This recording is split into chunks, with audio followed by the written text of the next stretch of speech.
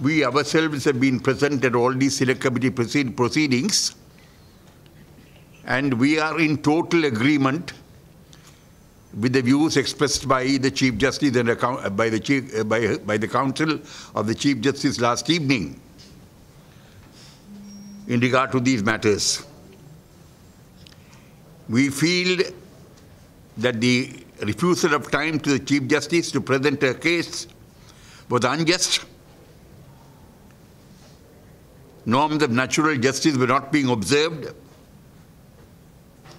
A person accused of a charge is entitled to be given sufficient time to present his or her case. They are entitled to have sufficient time to study the documents which have been presented. And there were remarks made by certain members of the committee which clearly indicated that they had come to some conclusions already in regard to the guilt of the Chief Justice. I'm sorry to say this, but that's the truth. And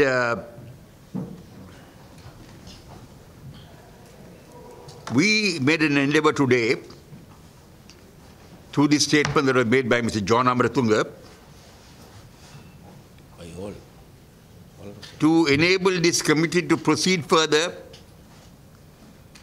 by getting the committee to give the Chief Justice enough time and thereafter inviting the Chief Justice to come before the committee so the committee can proceed to do its work.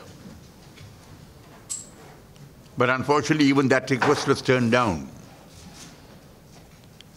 We are inclined to the view that that request was turned down because the other members of the select committee who are presently continuing with the proceedings have virtually made up their mind, or they have been told as to how they should make up their mind in regard to what they should do. And when we are clearly of the view that those members have either made up their mind or been told how to make up their mind, we felt that our continuing in the proceedings would not be of any use, and we have therefore decided to withdraw from the proceedings ourselves. That is our position, and we will await any further questions you might want us. You would be also interested to know that we were given a copy of a letter that had been addressed by the lawyers of the Chief Justice to the Speaker, where the Chief Justice has offered to appear before an independent panel, as prevails in various other countries, where such inquiries are not held by the persons who make the accusation. Very unfortunately, in this instance, the accusation is made by members of Parliament. The prosecution is being conducted by members of Parliament, and the judgment is going to be delivered by members of Parliament.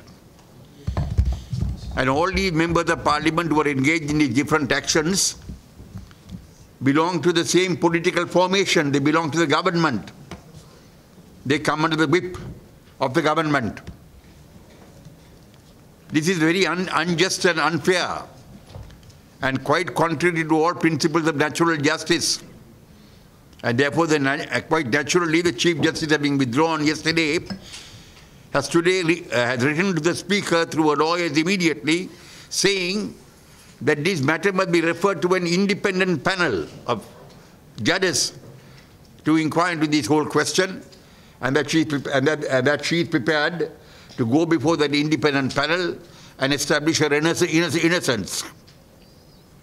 I think this clearly shows that she was prepared to go through with the inquiry and prove her innocence, or at least establish that the allegations made against her were unfounded. And she was prepared to face such an inquiry through an independent panel.